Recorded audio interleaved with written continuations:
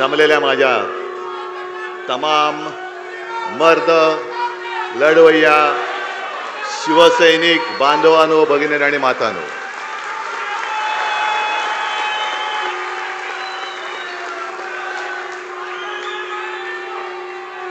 काही क्षण असे येतात की त्या क्षणी भावना व्यक्त करणं कठीण असतं आणि तसाच आजचा हा क्षण आहे. लोकसभा निवडणुकांच्या निकालानंतर आपल्या शिवसेनेचा वर्धापन दिनाच्या निमित्ताने होत असलेला पहिला जाहीर कार्यक्रम आहे. मी सर्व शिवसैनिकांना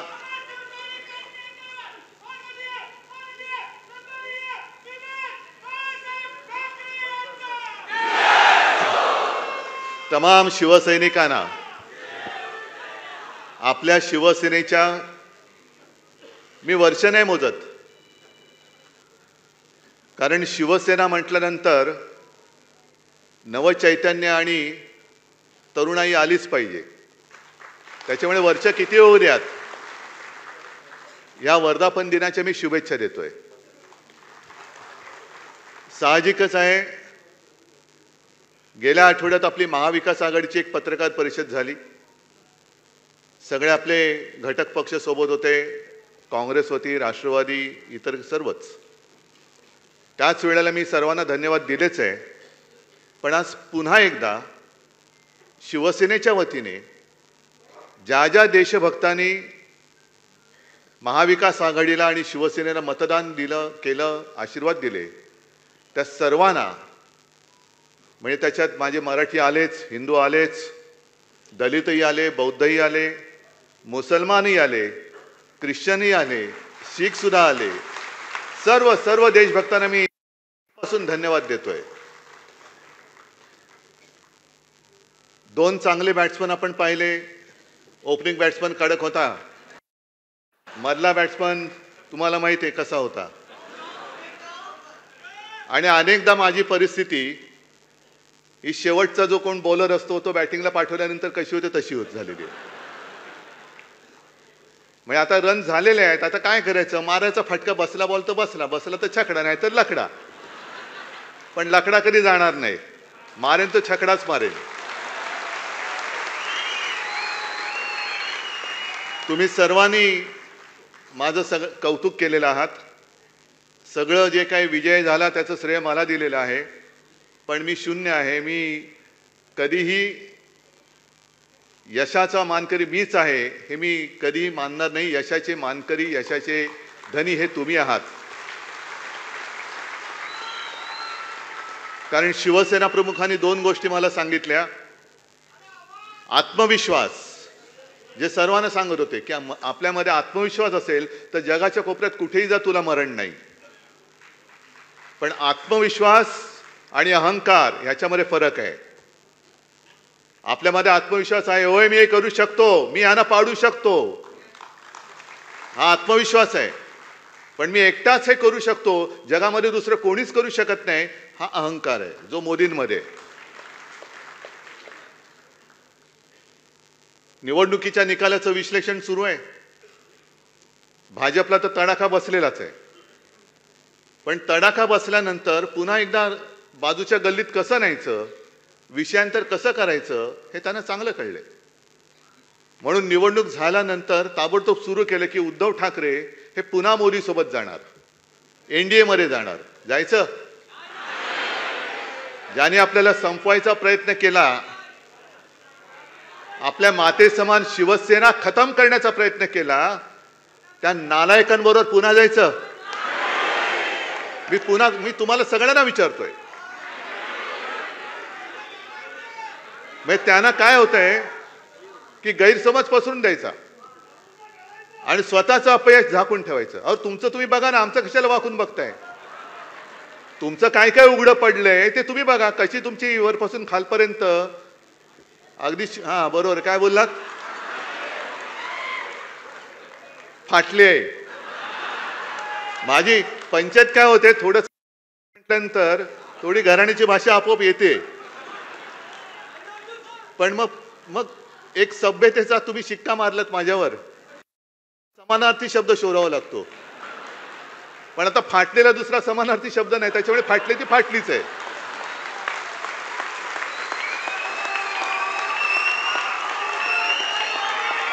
तर ते नाही झाकून ठेवायचं. मग उद्धव ठाकरे एनडीएत जाणार.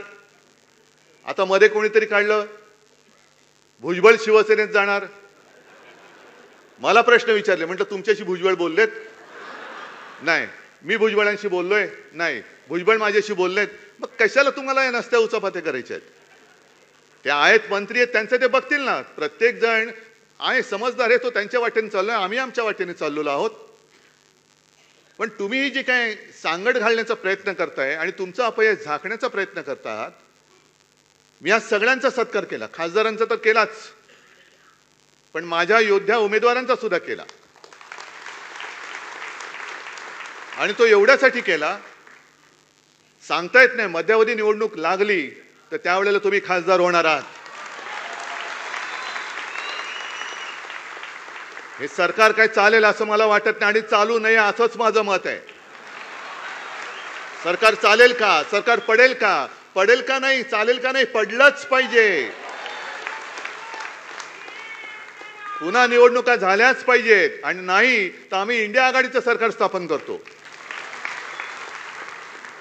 आणि आपल्यावरती जो आरोप केला जातो की शिवसेनेला हिंदू मतं नाही मिळाली, शिवसेनेला मराठी मतं नाही पडलीत, शिवसेनेला मुस्लिम मतं पडली. हो पडलेत, जरूर पडलेत. संपूर्ण सर्व देशभक्तांची मतं शिवसेनेला मिळालेली आहेत. सर्व देशभक्त. त्याच्यात मी पुन्हा सांगतो, मुसलमान आले, ख्रिश्चन आले, शीख आले, दलित, बौद्ध सगळेच आले. शिवसेनेने उद्धव ठाकरेंनी हिंदुत्व सोडलं का? तर आपण काँग्रेस सोबत गेलो म्हणून शिवसेनेने हिंदुत्व सोडलं. आणि संजय आता तुम्ही बोलले ते बरोबर, तिथे जे डोमकावळे बसलेत, आता डोमकावळा म्हटल्यानंतर पुढचे सगळे सोपस्कर आले, पिंडदान वगैरे, त्यांची कावकाव सुरू झालेली आहे. मी काय हिंदुत्व सोडले? वाटते तुम्हाला मी हिंदुत्व सोडले? पण केवळ आणि केवळ देशभक्त, संविधान वाचवण्यासाठी आणि देशातली लोकशाही वाचवण्यासाठी सर्व देशभक्तांनी आम्हाला मतं दिली असतील तर आम्ही हिंदुत्व सोडले, आम्ही मुसलमानांच्या बाजूने लागलोय असं जर भाजप म्हणत असेल तर माझं स्पष्ट आणि ठाम मत आहे की नरेंद्र मोदी आणि भाजपाने सत्तेसाठी हिंदुत्व सोडलेलं आहे. हा माझा स्पष्ट आणि ठाम आरोप आहे. तुम्ही म्हणाले कसं? तुम्ही 2014 सालचा एनडीएचा फोटो बघा, 2019चा एनडीएचा फोटो बघा, कोण कोण होते त्याच्यामध्ये हिंदुत्ववादी. आणि आज जे त्यांच्या सोबत बसले चंद्राबाबू नायडू आणि नितीश कुमार, हे काय हिंदुत्ववादी आहेत? चंद्राबाबू नायडू आणि नितीश कुमार यांनी जो त्यांच्या निवडणुकांमध्ये आणि त्यांच्या राज्यात जो जाहीरनामा दिलेला आहे, नरेंद्र मोदींना आम्ही आव्हान देतोय की मोदीजी तुम्ही चंद्राबाबू नायडूंचा जाहीरनामा पूर्ण करणार म्हणून त्या आंध्रात जाऊन सांगा. काय त्या जाहीरनाम्यामध्ये चंद्राबाबूंनी तिथल्या मुस्लिम समाजाला काही वचनं दिलेली नाहीयेत? नितीश कुमारनी बिहारमध्ये काही तिथल्या मुस्लिम समाजाला काही आश्वासनं दिलेली नाहीयेत? आमच्यावरती जेव्हा तुम्ही आरोप करता त्यावेळेला तुमच्याच टोप्या घातलेले फोटो कितीतरी आहेत ना. हे बघा, हे सुद्धा मुस्लिम आहेतच ना. पण आमच्याकडे चोरीमारी नाहीये, कारण या मुस्लिम समाजाला माहिती आहे की शिवसेना वार करेल तर समोरून करेल, यांच्यासारखा पाठून वार करणारे आमच्या अवलाद नाहीये.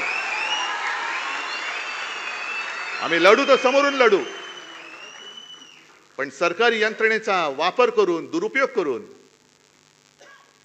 जसं आता काल संजय तुम्हीच तो अग्रलेख लिहिलाय, मध्ये आपले मिंदे बोलले होते की काही संस्थांनी, स्वयंसेवी संस्था आहेत ना, त्याच्यात विश्वंभर चौधरी आहेत, असीम सरोदे आहेत, निखिल वागळे आहेत, अनेक युट्यूबर्स आहेत, त्यांनी लोकशाही वाचवण्यासाठी आणि संविधान वाचवण्यासाठी इंडिया आघाडी आणि महाविकास आघाडीला पाठिंबा दिला. त्यांना सुद्धा मी खास धन्यवाद देतोय. अनेक, हेमंत देसाई आहेत, रवीश कुमार आहेत, कितीतरी अशी मोठी यादी आहे, ध्रुव राठी आहे, अनेक जण आहेत. या सगळ्यांनी आम्हाला मतदान करण्यासाठी म्हणून प्रचार केलेला आहे. मग मिंदे जे बोलले की शहरी नक्षलवाद,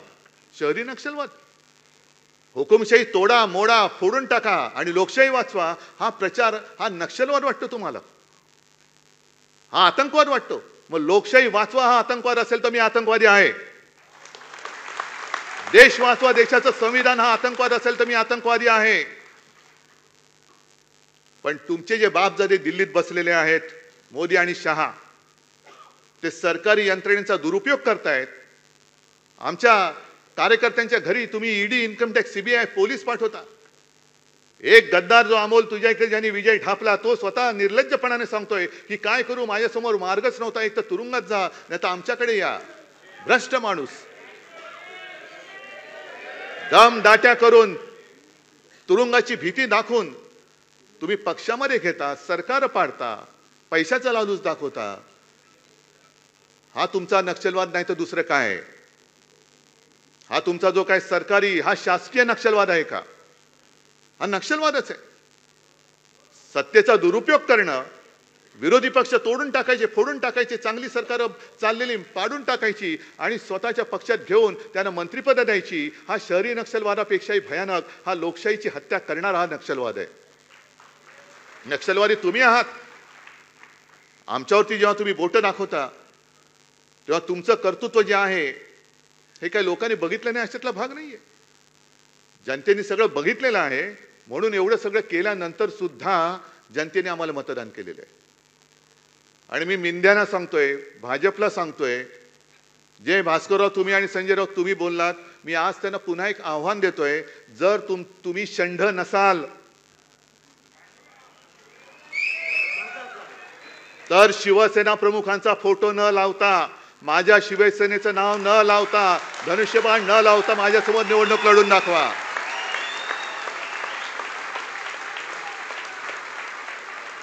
आणि नाही तर चंड म्हणून गावामध्ये फिरा, विजेते म्हणून फिरू नका. मला अभिमान आहे, एका गोष्टीचा मला अभिमान जरूर आहे की या वेळेला आम्ही शिवसेना प्रमुखांखेरीज दुसरा कोणाचाही फोटो वापरला नाही आणि यापुढे सुद्धा वापरणार नाही. मोदींचा अजिबात वापरणार नाही. आणि मोदीजी, मी तुम्हाला आमंत्रण देतोय, विधानसभेचा प्रचार महाराष्ट्रात आत्तापासून सुरू करा. मी आहे आणि तुम्ही आहे. फक्त या षंडांना बाजूला ठेवा. नाव चोरायचं नाही, वडील चोरायचे नाहीत, धनुष्यबाण चोरायचं नाही. धनुष्यबाण बाजूला ठेवा, नवीन निशाणी घ्या, मिंद्याच्या वडिलांचा फोटो लावा आणि या समोर. अरे माझ्या वडिलांचे फोटो लावून स्ट्राईक रेट सांगता तुम्ही? षंड कुठले? ह्यांच्याकडनं आपल्या राज्याचं काय भविष्य होणार आहे? पण एक गोष्ट बरी झाली की या निवडणुकीमध्ये आपले कोण आणि परके कोण, मित्र कोण आणि शत्रू कोण हे स्पष्ट झालेले आहे. काही जणांनी केवळ उद्धव ठाकरे नको म्हणून त्यांना बिन शर्ट पाठिंबा दिला.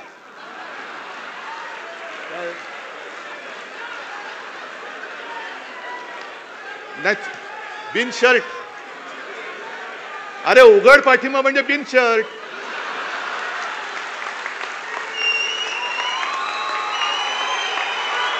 उघड पाठिंबा दिला म्हणजे बिन शर्ट ना. मग बरोबर का चूक आहे?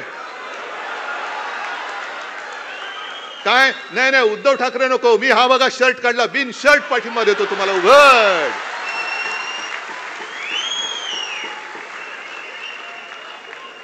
काही जणांनी भाजपला विरोध करण्याचं नाटक करून, ढोंग करून पाठिंबा दिला, लढण्याचं नाटक करून केलं. अरे आम्ही नाटकं करणारी माणसं नाहीत. नाटक ही सुद्धा कला आहे आणि ती कला बऱ्याच अंशी मोदींना जमते, आम्हाला जमत नाही, आम्हाला नाही जमत. पण माझी तर अशी इच्छा होती की आपल्या महाराष्ट्रातली निवडणूक ही 5 टप्प्यात नाही आणखीन 10 टप्प्यात व्हायला पाहिजे होती. रोज यांची साल्टी काढली असती मी, रोज. कारण एकदा बघा आपल्याला शिवसेना प्रमुखांनी काय सांगितलं, म्हणून मी म्हटलं ना की मी नम्र आहे, सगळ्यांशी नम्रपणाने वागतो. तुम्ही प्रेमाने वागा, आम्ही प्रेमाने वागू. पण जर पाठीत वार कराल तर आम्ही वाघ नखं काढू, आम्ही वाघ नखं काढू. आता मुनगट्टी वार ज्यांची नखं उपटले चंद्रपूरमध्ये ते लंडनमध्ये पुन्हा वाघ नखं आणायला चाललेत. अहो, कशाला त्या छत्रपतींचा तुम्ही अपमान करताय? कशाला अपमान करताय? एक तर तुमची पात्रता नाही, गद्दार मानसिकतेचे तुम्ही, भगव्याशी बेईमानी करणारी अवलाद तुमची. संपूर्ण महाराष्ट्रामध्ये आणि देशामध्ये माझा हा छत्रपतींचा भगवा असतो, त्याच्यावरती कोणतं सिम्बॉल नव्हतं, काही नव्हतं, पण त्या भगव्यामध्ये तुम्ही भेद केला. कुठलं काय यांचं चिन्ह छापा, कुठलं काय. म्हणून मी तुम्हाला सांगतोय, आपल्या भगव्या झेंड्यावरती आपलं चिन्ह टाकायचं नाही. आपला भगवा पवित्र शिवरायाचा भगवा आहे, तो भगवाच असला पाहिजे. मशालीचा प्रचार वेगळा करा, मशालीचा प्रचार वेगळा करा. मशाली आपली धगधगती मशाल आहेच, पण छत्रपतींच्या भगव्याला कलंक त्यांनी लावण्याचा जो प्रयत्न केलेला आहे त्यांना आपल्याला गाडायचंय. म्हणून छत्रपतींच्या भगव्याला आपली मशाल किंवा दुसरं कोणतेही चिन्ह टाकू नका. आपला शिवसेनेचा भगवा भगवाच असला पाहिजे. एक आपला भगवा दिसल्यानंतर हा कोणाचा भगवा? अरे कोणाचा भगवा? हा छत्रपतींचा भगवा, शिवरायाचा भगवा, हिंदूंचा भगवा, मराठी माणसाचा भगवा, महाराष्ट्राचा भगवा, वारकऱ्यांचा भगवा आहे, साधू संतांचा भगवा आहे. त्यावेळेला कोणी असं केलं होतं? तुकाराम महाराजांचा भगवा वेगळा, ज्ञानेश्वरांचा भगवा वेगळा? नाहीच. भगवा भगवा आहे आणि मशालीशी साधर्म्य असणार आहे. जसं ती एक ज्वाळा दिसते भगवा फडकताना, मशाल दिसते, तीच मशाल घेऊन आपण यांच्या बुडाला आता आग लावलेली आहे. तीच मशाल आहे आपली.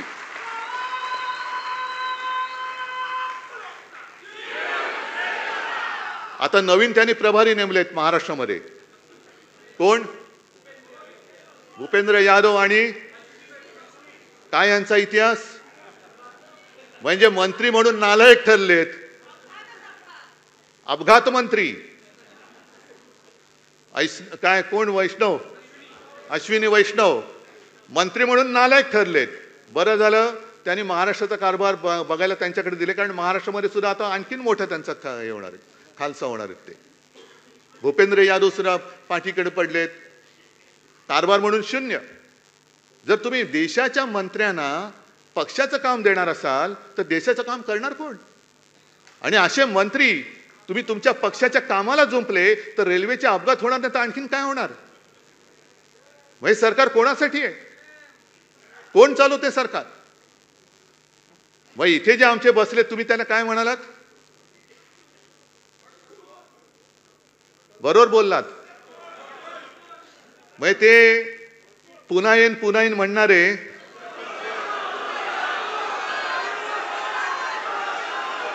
आता काय म्हणतात माहितीये? जाऊ द्या ना घरी, आता वाजवले ना 12. आता जाऊ द्या घरी, जाऊ द्या, वाजवले की 12 तुमचे. म्हणजे 12 वाजले आता जाऊ द्या. ते बोलतात नाही 12 बज गया और सत्यानाश करो. काय कोणाची महाराष्ट्राची काय नाळ जोडलेली नाही, काही जोडलेलं नाहीये. कुठे काय झाल्यानंतर जबाबदारी घ्यायची कोणाची ताकद नाहीये. असं हे सगळं सरकार चाललेलं आहे. त्याच्यामध्ये आणखीन आता विधान परिषदेच्या निवडणुका आल्यात. एक पदवीधर शिक्षक, मुंबईच्या दोन्ही आपण लढतो, मला दोन्हीच्या दोन्ही विजय पाहिजेत. नाशिक शिक्षक लढतोय, मला नाशिक शिक्षक सुद्धा यावेळेला जिंकून पाहिजे. आता लढाई सुरू झालेली आहे. आता थांबायचं नाही. आता शेवटचा विजय मिळेपर्यंत थांबता येणार नाही आपल्याला.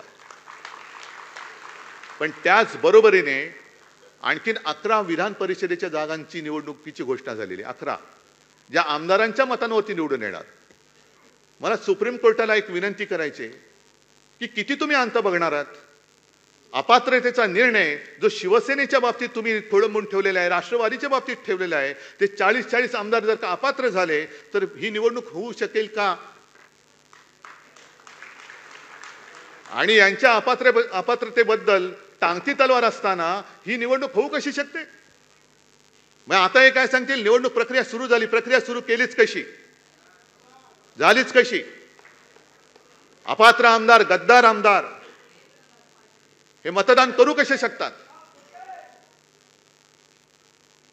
न्याय मिळाला पाहिजे, बरोबर आहे. पण न्यायालय जर का विलंब लागत असेल तर मी मागे सुद्धा बोललो होतो, शिवाजी पार्कवरती बोललो होतो, अरे रुग्णामध्ये जोपर्यंत जीव आहे तोपर्यंत त्याला औषध द्या, श्वास सोडल्यानंतर ऑक्सिजन घेऊन धावत धावत आला, शेवटी न्याय मिळाला. अरे मेला तो, मेला आता तो. मग काय करायचं, त्याच्या कबरीवर व्हायचंय नुसतं तुमचा नाही, काय करायचं काय? ही लढाई ही केवळ कोणाची वैयक्तिक लढाई नाहीये, ही लढाई ही लोकशाहीची लढाई आहे, संविधानाची लढाई आहे. अरे एक लढाई आम्ही जनतेच्या न्यायालयामध्ये जिंकलेलो आहोत,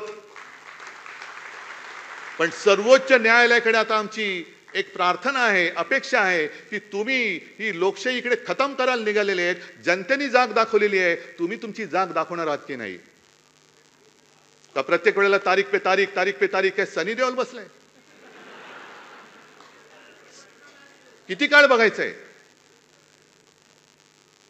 आणि ह्या सगळ्या गोष्टी बघितल्यानंतर म्हणून मी जे म्हटलं की सरकार पडलंच पाहिजे. कारण आपल्यावरती जे आरोप करायचे की शिवसेना, काँग्रेस आणि राष्ट्रवादी ही नैसर्गिक युती नाहीये, म्हणजे काय झालंय? नैसर्गिक आणि अनैसर्गिक म्हणजे काय नेमकं? देवेंद्रजी तुम्ही सांगता का आम्हाला? तुम्ही जे काय आता तिकडे सगळं करून ठेवलेले आहेत त्रांगडं, जे तुम्ही मला नागपूरच्या अधिवेशनामध्ये सांगितलं होतं, काय ते काट्याच्या आणीवर बसली 3 गावे, बरोबर ना? 2 ओसाड 1 बसेसची ना. आता ऐका, तुम्ही तुमचं रेकॉर्ड केलेलं असेल ते स्वतःला लावून ऐका, तुमचं एक तरी गाव बसलंय का? बरं, पंतप्रधानांनी दत्तक गाव योजनेत तरी तुमचं गाव बसलंय का? गाव दत्तक घेऊन सुद्धा तुमची गावं बसत नाहीयेत. आणि तुमची जी आता झालेली आहे चंद्राबाबू आणि नितीश कुमार यांची युती ही नैसर्गिक आहे की अनैसर्गिक आहे? कारण नितीश कुमार म्हणाले होते की आम्हाला, जसं मी म्हणतो की मला भाजपा मुक्त राम पाहिजे, तुम्हाला मिळाला, तसं नितीश कुमार बोलले होते की संघमुक्त भारत. तो नितीश कुमार तुम्ही त्याचं मानाचं पान ताट सगळं वाढून तुम्ही त्याच्या बाजूला बसलायत तुम्ही. दुसऱ्या बाजूला चंद्राबाबू नायडू, ज्या चंद्राबाबूंना मोदी म्हणाले होते युटन बाबू, आणि चंद्राबाबू मोदींना म्हणाले ते हे तर अतिरेकी आहेत. मग मिंदे तुम्ही सांगा, चंद्राबाबू मोदींना अतिरेकी बोलले होते, मग तुमचा नक्षल काय शहरी नक्षलवाद नेमका आहे कुठे? हे हिंदुत्ववादी आहेत का? ते मांझी बोलले होते की राम आणि कृष्ण हे काल्पनिक आहेत. दुसरं कोणी बोलला तर काय आगडोंब उसळला असता, भाजपनी पूर्ण त्यांचे काय चपला मारल्या असत्या, जोडे मारले असते, प्रतिमा जाळल्या असत्या. पण आता बसलेत ओ मांझी रे करत गाणं आहे ना, घेतलेत बरोबर सगळे. हे असे सगळे ज्यांचा विचाराचा पत्ता नाही, काही त्याला हिंदुत्वाचा आधार नाही, आणि तुम्ही आम्हाला हिंदुत्व शिकवायला निघालात. अहो, हिंदुत्व माझ्या आजोबांनी आणि माझ्या वडिलांनी मला भरपूर शिकवलेलं आहे, आणि त्यांच्या मार्गावरती मी पुढे हिंदुत्व घेऊन जातोय. त्यांच्या मार्गावरती मी हिंदुत्व घेऊन जातोय. तुमचं बुरसटलेलं हिंदुत्व मला मान्य नाही. आमचं हिंदुत्व हे तेजस्वी आहे, सुधारणावादी आहे. गोमूत्रधारी हिंदुत्व आम्हाला मान्य नाही, हे मी ठामपणाने सांगतोय. शेंडी जानव्याचं आणि देवळात घंटा बडवणारं हिंदुत्व आम्हाला मान्य नाही, जे माझ्या वडिलांनी मला शिकवलेलं आहे. आम्हाला अतिरेक्यानं बडवणारा हिंदू पाहिजे. तुम्ही आम्हाला हिंदुत्वाचे धडे द्यायला जाऊ नका. तुम्ही आम्हाला शिकवायच्या फंदात पडू नका. तुम्ही सत्तेसाठी जे हिंदुत्व सोडले ते तुम्ही, मोदींना मी विचारतोय, सत्तेसाठी तुम्ही हिंदुत्व का सोडलं? पूर्ण देश ते काय कोणाचं होतं ना, देशाला माहिती पाहिजे, सगळ्यांनी सांगा तुम्ही. हा, काय नेशन वॉन्ट्स टू नो. का तुम्ही हिंदुत्व सोडलं? का तुम्ही लाचार झालात? हा, पूछता है भारत. नाही, आता पुसताय भारत, त्यांना पुसून टाकतोय भारत, त्यांना पुसून टाकतोय. पुढच्या निवडणुकीमध्ये यांचं नामोनिशाण नाही शिल्लक ठेवायचे. जे नड्डा निघाले होते आपल्याला नड्डायला,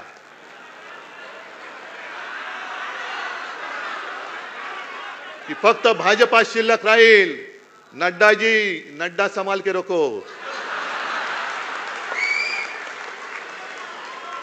या देशात शिवसेना संपवण्याचे प्रयत्न प्रत्येक वेळेला झाले. शिवसेना त्यांना पुरून उरलेली आहे.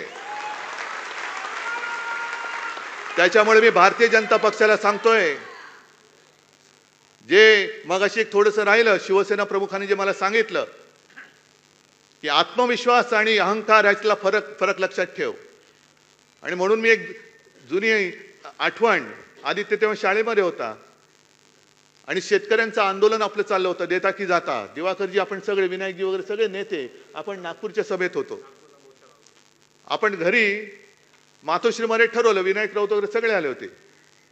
मी म्हटलं आपण पूर्व विदर्भापासून सुरू करूया, नागपूर.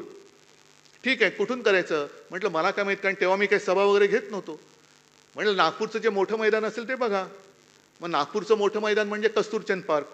चालेल का? चालेल. जाहीर झालं. आदल्या रात्री आम्ही गेलो तिकडे, मी, आदित्य, रश्मी, आम्ही मैदान बघायला गेलो. तेव्हा कोणतरी म्हटलं, मैदान बघितलं तुम्ही, आधी बघितलं नव्हतं का मैदान? म्हटलं काय झालं? नाही, थोडं जरा जास्तच मोठं वाटतंय. दुसऱ्या दिवशी सकाळपासून जे तिकडे रीग लागली, आदित्य जाऊन खिडकीत बघायचा आणि मला येऊन सांगायचा, बाबा आजची तुझी सभा सॉलिड होणार आहे. मी त्याला सांगितलं, लक्षात ठेव आदित्य, ही माझी सभा नाही, तुझ्या आजोबांची सभा आहे. सभा प्रचंड झाली, म्हणजे ओसंडून वाहत होतं कस्तुरचंद पार्क. आणि त्या पार्कात कोणी सभा घ्यायची हिंमत करत नव्हतं, हे मला नंतर कळलं. एक आपल्या शिवसेना प्रमुखांनी घेतली होती, अटलजींची सभा, आणि इंदिराजींनी घेतली होती असं म्हणतात. त्याच्यानंतर चौथा कोणी तोपर्यंत सभा घेणारा नव्हता. मला काय, मी घेतली सभा, ओसंडून व्हायलं. संध्याकाळी घरी आलो, शिवसेना प्रमुखांनी मला विचारलं, काय रे कशी झाली सभा? मी त्यांना सांगितलं आणि म्हटलं की आदित्य मला म्हणाला की खिडकीत बघून, कारण तो जेव्हा जेव्हा खिडकीत बघायचा तेव्हा ट्रक, रिक्षा, टेम्पो, म्हणजे जे मोदी म्हणाले ट्रक टेम्पो तसे नाहीत, लोकांनी भरभरून चाललेत, झेंडे घेऊन चाललेत, शिवसेना जिंदाबाद घोषणा देत चाललेत.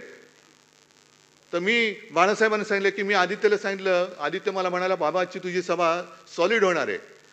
तर मी त्याला सांगितलं की आदित्य, माझी सभा नाही, तुझ्या आजोबांची सभा आहे. बाळासाहेबांनी मला थांबवलं, मला म्हणाले, माझी सभा नाही, तुझ्या आजोबांची सभा आहे.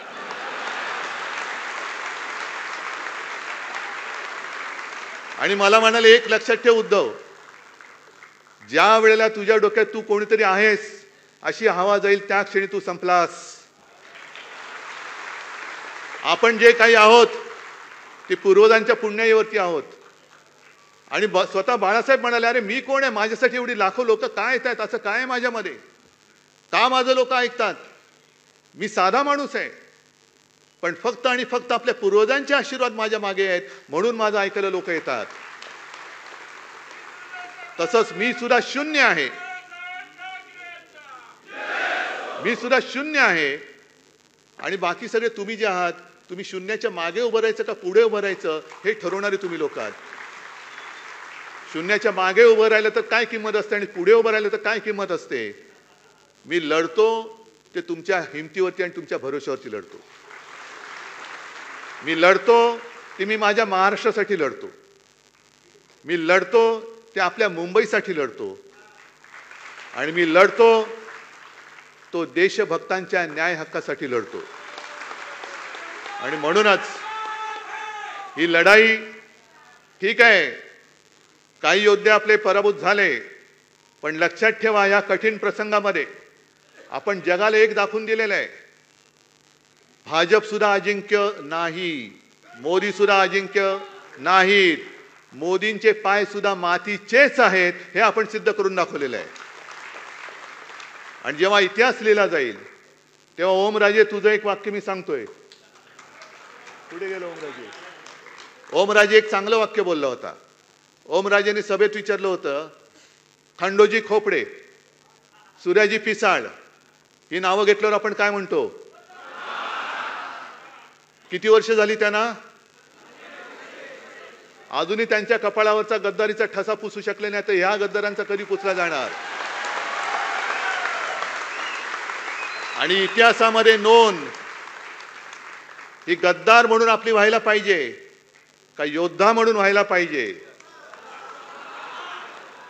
मी म्हणेन हार जीत होत असते, निवडणूक हारलो तरी उद्या जिंकेन, पण जर हिम्मत हारलो तर पुन्हा जिंकू शकणार नाही. मी हिम्मत हारणार नाही, मी हिम्मत तुम्हाला हारू देणार नाही.